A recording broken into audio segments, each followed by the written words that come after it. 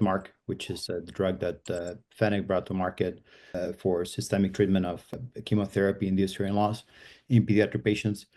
Other than that, there's been little success in clinical translation in our field. That's in contrast with the very promising preclinical data that I believe the field has been able to collect over the last few decades. But this lack of clinical translation is something that we've looked at very hard, and where we came to the conclusion that drug delivery might be an aspect that will help address that challenge. We think that getting drugs into the inner ear for the right duration and at the right place, right? That's going to be really important.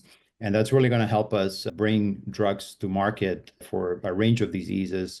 And when I look at the field of ophthalmology, for example, where pathophysiology and mechanisms and everything is very, very similar with the ear, with the exception that location and access are much different and much more complicated on the ear side. I think there's a lot of inspiration for us to take from that field.